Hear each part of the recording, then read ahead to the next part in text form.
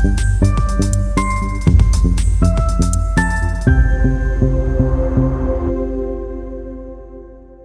kan julle sitplekke inneem. Thank you so much, team, for leading us not in song, but in worship. As I said, today's Pentecost, Pinkster Feast, and we're looking at an incredible scripture about the Holy Spirit being poured out.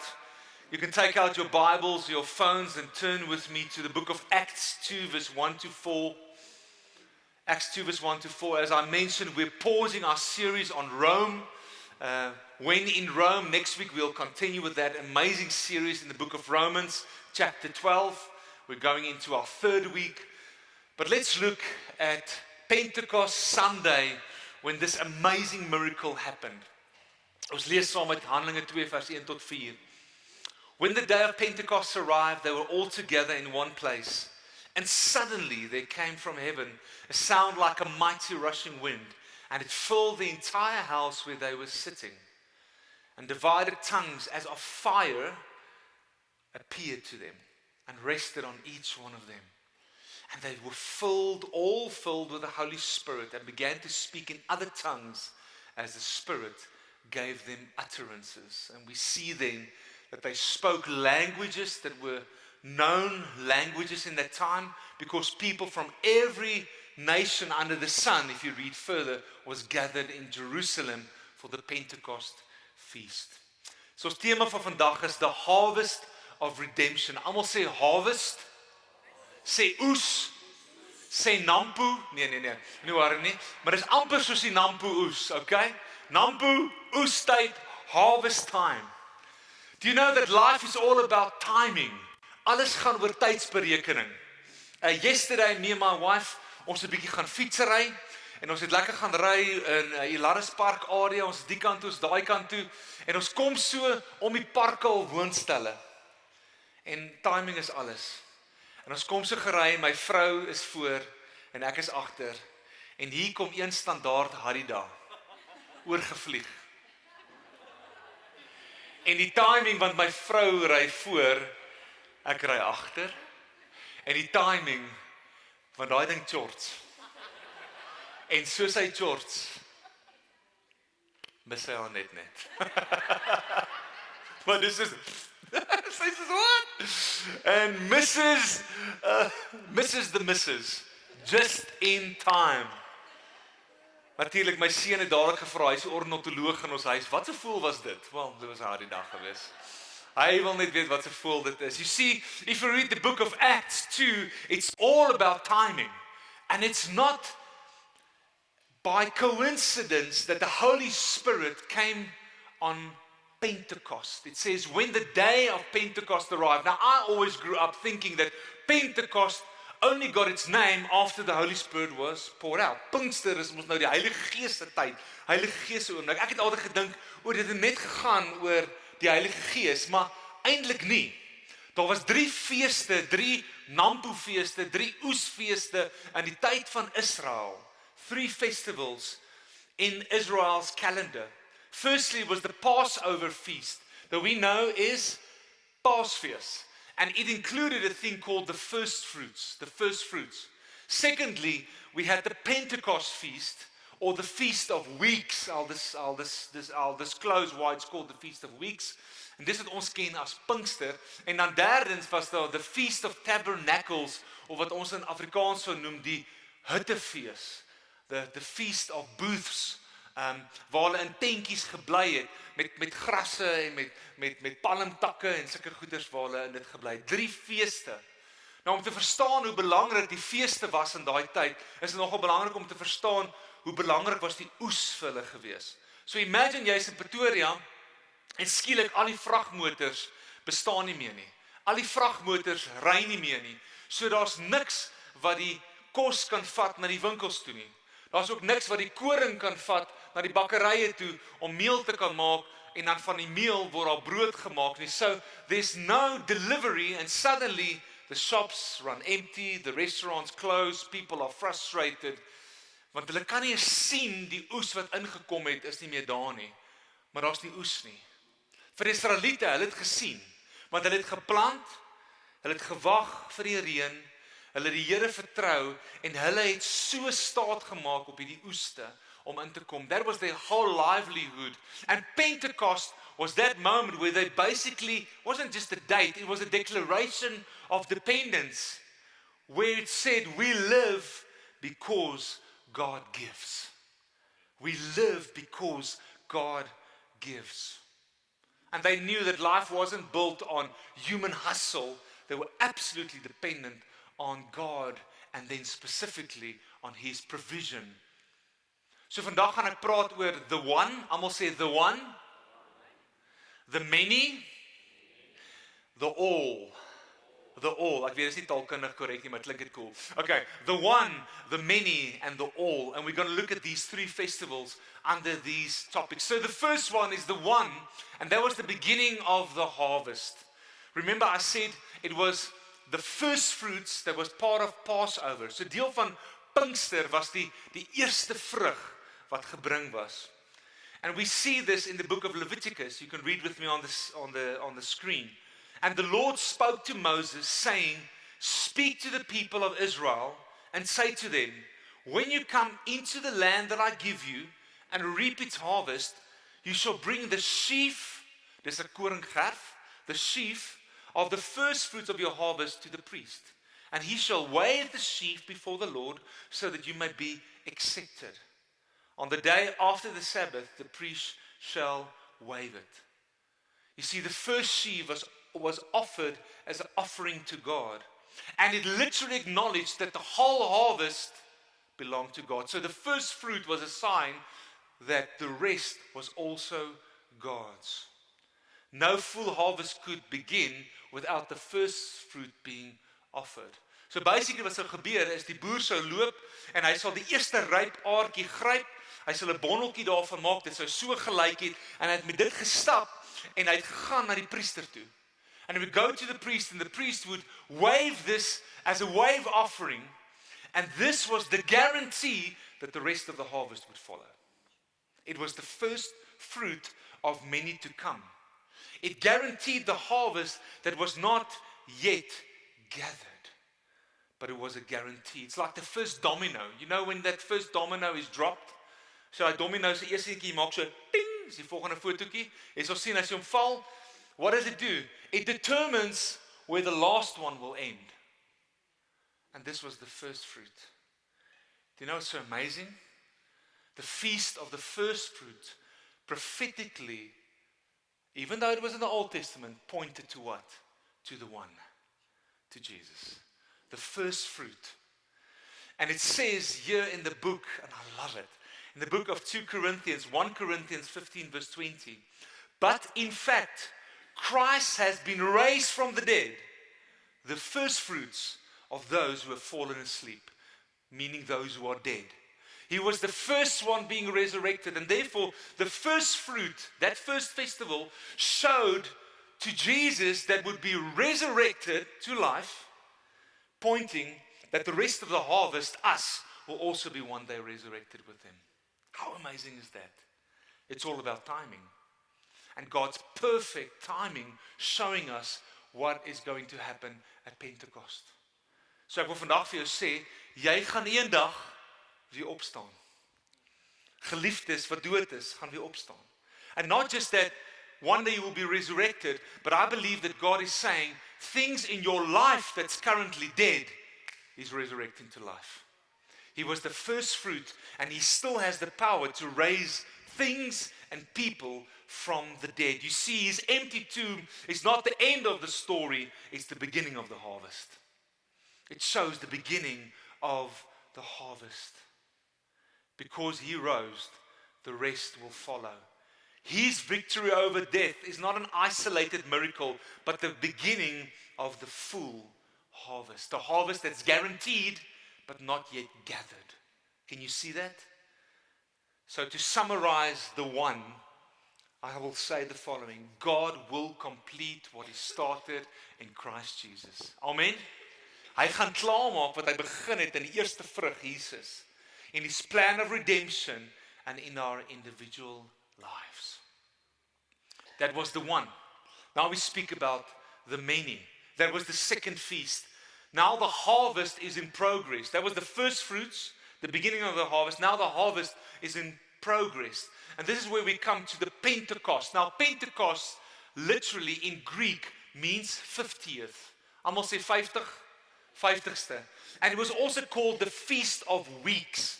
Because in Acts 2 verse 1 it says when the day of Pentecost arrived, they were all together in one place. And this was looking back at Deuteronomy 16 verse 9. Count 7 weeks. That's why it's called the Feast of Weeks. 7 weeks. Doen gee jou sommetjies. Dit is 49 dae. 49 dae, the Feast of Weeks. So from Passover, van Paasfees, is dit 7 weke en die volgende dag is 50, the 50th Pentecost. Pinksterfees. So after the first fruits, 50 days, and now here the timing becomes amazing. And I want you to watch this with me. Ek het vir julle 'n kolommetjie opgetrek. Kyk hoe incredible is hierdie. Volg met my daar links bo. So it's the Feast of the Weeks, Shavuot, and Pentecost in Greek means 50th, and then Pentecost in the book of Acts. Look at what happened now. The first one occurred 50 days after Passover. The second one, Passover or Pinkster, happened 50 days after Jesus was resurrected. Talk about timing. The celebration of the first fruits of the harvest, now it was the first spiritual harvest of believers at Pentecost. 3,000 people being born again, and the church was birthed. Here, Jews in the Old Testament had to gather in Jerusalem for this feast. And guess what happened? The nations that were gathered in Jerusalem heard the gospel in many languages. When the Holy Spirit came, they spoke these languages to these people. And then, associated in Jewish tradition with the giving of the law at Mount Sinai, that's when it happened in Mount Sinai, over the Passover time. And now, it's not the law that was given, but now it was the Holy Spirit that was given to believers. God ascended with fire on Mount Sinai, and guess what he did now? He also ascended again with tongues of fire on his believers. There was a covenant established with Israel, and now there's a new covenant through the blood of Jesus given by the Holy Spirit, this new covenant. And then lastly, the law was written on stone tablets, but now the law was written on the hearts by the Holy Spirit. Can I just get an amen? How amazing is God? You see, the Old Testament and the New Testament aren't opposed, they are interlinked. And it shows us the incredible timing of our amazing, amazing God. You see, this Pentecost, die Pinkster, introduced this new age of the church. The time of the Spirit-empowered harvest. Imagine this bijvoorbeeld soos 'n skip. 'n Skip wat in 'n hawe is, 'n mooi seilboot. Die bemanning is daar, die vrag is daar, alles is daar behalwe die wind. Die bestemming is reg, hulle is opgewonde, hier gaan ons. En skielik kom daar 'n wind. En die wind sit wind in die seile. Hy begin te vaar. Dis presies wat met Pinkster gebeur het. The Holy Spirit started to blow, not by their own effort, but by the effort and the blowing and the presence of the Holy Spirit. And suddenly the church was launched into this new phase, into this gathering of the many. Not just the one anymore, but the many. And the harvest started to come in. We read in the history of the Great Awakenings where people like George Whitefield and Jonathan Edwards would be preaching to the masses in the story of history. And whole towns would come to Jesus. Laas jaar het ons 'n reeks gehad, Revival Is, where we spoke about the Holy Spirit coming. And the Holy Spirit literally hovering over cities and towns and people coming to Jesus. Therefore, friends, Pentecost, like some people believe actually, didn't just end with one moment. It's still alive today. Dit is interessant, daar's baie mense wat glo dat die gawes het gestop saam met die apostels. Dat die spreek in tale, die bid vir mense vir genesing, die geestelike gawes van wysheid en kennis en geloof en wonderwerke is klaar. Dit was net vir daai tyd bedoel. No, it's not. The Holy Spirit is still alive. Soos ons nou so skerts in 'n wyse gesing het, we've got the Spirit, yes we do.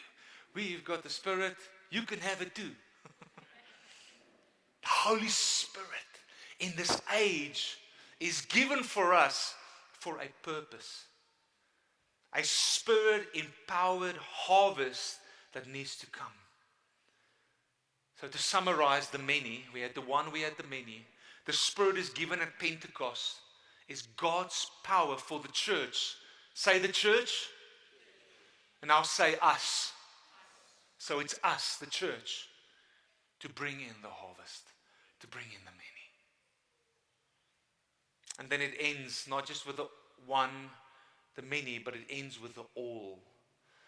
And this is speaking about the final harvest. Remember 3 feasts? We had Passover, then we had Pentecost, and the last feast is the Feast of Tabernacles. Sê gou tabernacle. Now tabernacle literally means dwelling. Onthou dis die huttefees, the booths. That was a prophetic picture of God dwelling with his people. God wat woon saam met sy mense. And this is pointing to what? Prophetically, the final harvest, the gathering of all the nations before God's throne, and God tabernacling and dwelling amongst his people. Talk about timing. Hoe amazing is dat die Here dit vir ons kom wys. Matthew 13 says, the harvest is the end of the age. Soos hulle the Feast of Tabernacles aan die einde van die oes gevier het. It's the harvest at the end of the age, and the reapers are angels, and then the righteous will shine like the sun in the kingdom of their Father. And we see this big harvest field. It's not the one sheaf anymore. It's not the many, but it's the whole harvest feast. And I want you to imagine this prophetically in the book of Revelation 7. Wanneer die finale oes ingesamel gaan word. Jy sien by die Hittefees het hulle die laaste koring, die laaste vrugte, die laaste olywe, druiwe ingesamel. Die skure was vol, die lande was skoongemaak, die hele oes was ingebring en hulle het gevier wat? Die voltooiing van die oes. En it's amazing hoe Openbaring vir ons hierdie uiteindelike Hittefees, this Feast of Tabernacle, it shows us, and it's not a harvest of grain, or wheat, or barley. It's a harvest of people. Nie net een land nie, maar elke nasie, nie net een dorp nie, maar elke wêrelddeel wat voor die lam vergader is. It's like the Olympic ceremony. I think that's maybe the closest that we can get to that. Where you see the Olympic ceremony, and people will come walking in with flags from different nations, and they stand there, all as one, gathered in one place. Listen to what Revelation 7 verse 9 to 10 says. After this I looked, and behold, a great multitude that no one could count, from every nation, from all tribes and peoples and languages, standing before the throne and before the Lamb, clothed in white robes. It means, white robes means it's not everybody, it's not universalism, meaning that everybody will one day be saved. No, it's those clothed in white clothes who are redeemed and put their faith in the Lamb, in Jesus Christ. They are standing before him with palm branches in their hands and crying out with a loud voice, salvation belongs to our God, who sits on the throne and to the Lamb. Can you just imagine this incredible picture? That's why we are also called every nation. We have a mission and a heartbeat to reach the nations. We have many nations to go, and our children that walked out here, they will still be maybe laboring one day in the nations that we didn't reach yet. Maar die Here is besig om in die nasies sy naam te laat verkondig. En dit is so mooi dat toe daai tonge van vuur op hulle kom, and it says they start to speak in languages. These were known languages because everybody from that time, nations under the whole sun, it says, they were gathered in Jerusalem. Can you see that God shifted from just giving the gospel to the Jews? He started to share it with us as well, because we are actually the Gentiles, unless you were born culturally a Jew. Thank the Lord that he manifested and spoke to the nations when the church was born. Can you see the heartbeat for nations in God's heart from the beginning? The Spirit given for the sake of the many and for the all, the harvest to come in. To summarize the all, it's the final chapter of redemption, and it's for all nations gathered before God. The one, Jesus, first being resurrected, the many, this is where we are currently, and then the all that will one day come when Jesus returns, when the feast of the tabernacle, God dwelling with his people, will finally be fulfilled. So what's for us to do in this middle phase? Wat doen ons nou tussen die opstanding van Jesus en die terugkeer van Jesus? Wat doen ons hierso tussen hierdie twee plekke? I believe we have a calling, church. We have a calling between Pentecost and Tabernacle. And this is our calling today. We see we live in the in-between time. We live in the Pentecost season, in this mission, not impossible, but mission possible, of the church empowered by the Holy Spirit. You see, the Holy Spirit is not given to make our worlds more comfortable, but to make us more available to God's world. I'm going to say that again. The Holy Spirit isn't given primarily for our comfort and to make our world as comfortable as possible. It's given so that we can be involved in His world and His mission. Last time I think I preached on the Holy Spirit, I spoke about this Luke 11. Luke 11, I don't know if you remember the story. I'm going to quickly tell it to you again. But in Luke 11, you have a friend that comes knocking on the door of a friend. This guy is en route. He's probably tired. He knocks on this door and says, "Hey, do you have some bread for me?" Now this friend has just run out of bread. Okay? Die vervoerlorry het nie by hom uitgekom nie. Hier sit hy nou. Hy het nie brood nie. And he goes to another friend of him and starts to knock on his door. Knock, knock, knock, knock, knock. And he says, "Go away, go away, go away. My children and me were asleep." But he keeps on knocking. He keeps on knocking. Until he opens up and gives him bread. Was the bread for him? It was for his friend that was en route. And then the passage goes on. How much more will the Father, when you knock and when you ask, give you the Holy Spirit, the bread? For the sake of those broken in this world. Those who are asking us, give me this bread of life.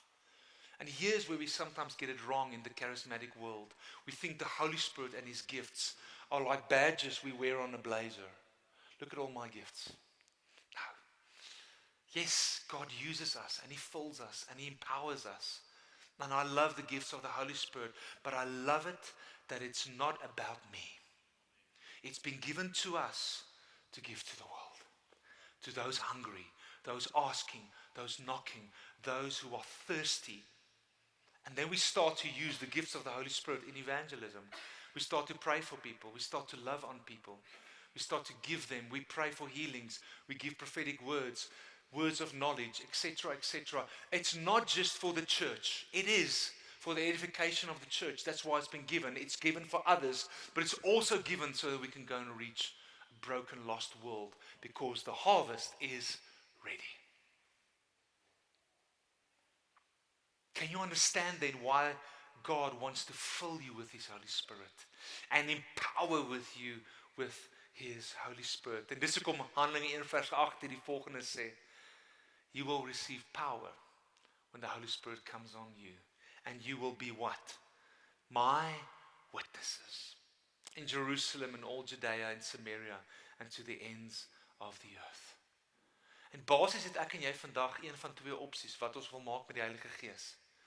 Of ons wil sê, Heilige Gees, gebruik my, kom vul my. I want to participate in your mission, in this era between your resurrection and your coming again, between Passover feast, first fruits, and the Feast of Tabernacles, in this area and in the season of Pentecost where the Holy Spirit came. I say, yes, Holy Spirit.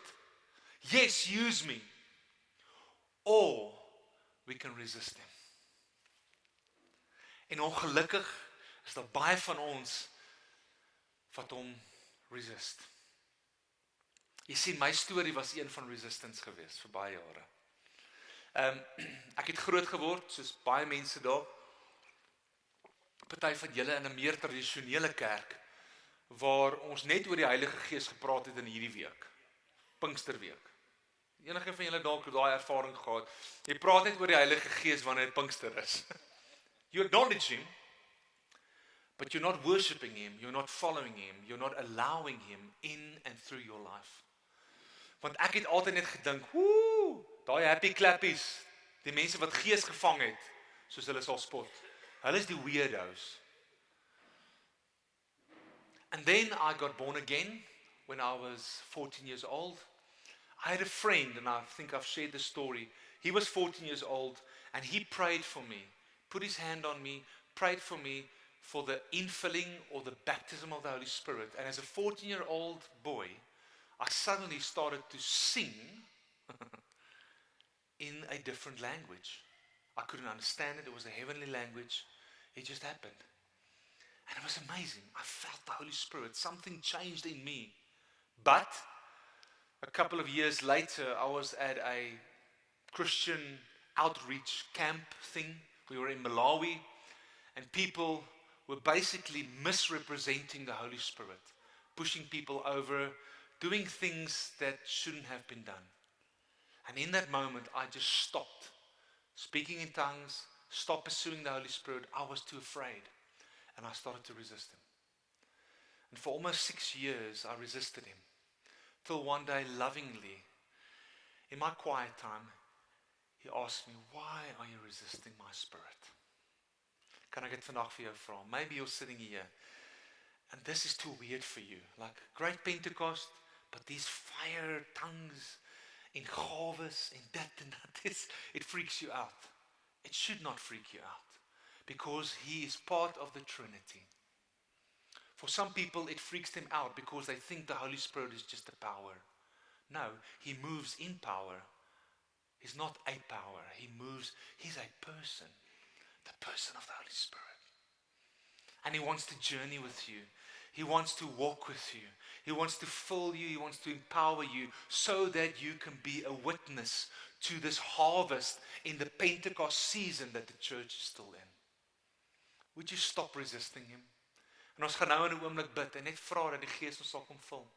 Ek kom vra, Heilige Gees, maak ons wat ons nou gesing het, bruikbaar en gereed. Stuur ons, Here. Stuur ons in hierdie wêreld in. So to conclude and to summarize, the one, Jesus was the first fruits, the risen Lord, and the guarantee of the harvest. The many, we are now the Pentecost people, Spirit-filled and sent into the harvest field. And thirdly, the all, our hope is the tabernacles, the feast of the tabernacle, the final ingathering of all the nations into God's presence. And God has given us Pentecost power to reach the nations. Do you believe that? Ons het nou nog gekyk na die video van mense wat in die nasies is. 20 nuwe lande wat ons besig is om in te kom en kerke gaan plant het. Die Lepelale span wat nou uit is in die naweek. It's not specialized people. It's almost like a special ops unit that we think is in the church. There's no special ops, there's no SWAT team in the church. No, when the Holy Spirit is given, it's for all of us. And God wants to use you. We call it disciple making. We call it witnessing. We call it sharing the gospel. Ek het groot geword ook waar dis net die dominee en dis net die ouderlinge en net die tannie wat die orgel kan speel of een van hulle of die sekretarisse wat gebruik kan word in God se koninkryk. We believe that the power is not on this side of the pulpit, but on that side. A mobilized church, an equipped church, an army, not an audience. And that is through what? The power of the Holy Spirit. You can have it. In the words of Waterboy, you can do it. God has empowered you, church. Come on. Let him use you. Let him work in you and through you. You see, the Spirit creates a missionary people not passive believers. He turns the ordinary believers into witnesses. You can go make a difference because we are living in Pentecost. I'll leave you with this analogy. It's like the sunrise and the sunset. Jesus rose, and that was the sunrise, the first fruit. And one day the sun will set. The end of the age will come. But in between, in the daylight hours, we have some work to do. Please don't resist the Holy Spirit. And I want us to pray now. And I really felt like, as a church, we need to humbly, and even if you're visiting us this morning, we're going to stand up, we're going to open up our hands and just say, Holy Spirit, would you come and fall on us afresh? Would you fill us anew and afresh? Empower us for your work. En of jy nou oud is of jonk is, tieners, moenie dink die Here werk net in die groot mense nie. Daar's niks soos 'n junior Heilige Gees nie, hoor. Dis een Heilige Gees wat deur jonk en oud kan werk. Kom ons staan op en bid ek vir ons.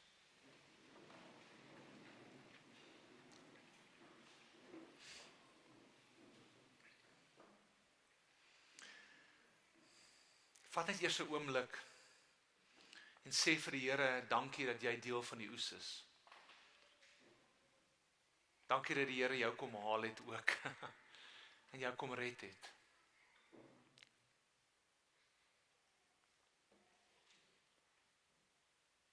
En nou sal jou hande net oopmaak saam met my. Net as 'n teken, niks snaaks en niks weird nie. Net sê Heilige Gees, kom, raak my aan vanoggend. Come Holy Spirit, right now in this room. Would you come and touch us, Lord? Lord, would you come and fill us right now? Heilige Gees, Here, kom nou. Heilige Gees. Would you just ask Him personally, come and fill me, Holy Spirit. Vra hom net daar in 'n stil gebed in jou binneste. Of laat dit oor jou lippe net fluister. Heilige Gees, kom, vul my. Kom bekragtig my. Ons is hier, bruikbaar en gereed. Stuur ons, Here. Stuur ons, send us to neighbors and to nations. Come, Holy Spirit. Kom, Heilige Gees. Kom, Heilige Gees. Kom, Heilige Gees, en daar oor ons leef. Kom, Heilige Gees. Kom, Heilige Gees. Kom, Heilige Gees. Kom, Heilige Gees, en daar oor ons leef. Ons wag op U. En ons vra. En ons vra. Vul ons nou. Ons wag op U. En ons vra. Vul ons nou. Vul ons met die krag. Vul ons met die krag. Vul ons met die hart. Vul ons nou. Bruikbaar en gereed. Staan ons voor U Heer. Stuur ons nou. Vul ons met die krag. Vul ons met die krag. Vul ons met die hart. Vul ons nou. Bruikbaar en gereed. Staan ons voor U Heer. Stuur ons nou. Yes, Lord, Holy Spirit, will you fill us with your power, fill us with your might. and send us, Lord. Send us into this world. That's what we just sang now. Holy Spirit, fall on us afresh. Gebruik die kerk, Here, in hierdie seisoen van Pentecost, in this Pinkster seisoen, where you would use us mightily in your kingdom. Here, gebruik ons om disippels te gaan maak. Gebruik ons om die evangelie te gaan deel. Gebruik ons in hierdie kerk en buite die kerk. Send us, Lord. Dalk stuur die Here in jou hart, hierdie is die jaar wat jy op 'n sending reis gaan, jy gaan op 'n mission gaan. Klim op ons website, gaan kyk, kom praat met ons, gaan infotafel te sê, ek wil in die nasies uitkom, ek wil in Pretoria Wes uitkom, ek moet deel wees van wat die Here doen, buite net my eie wêreld. Send us, Lord. Empower us to send us. Dankie daarvoor, Jesus.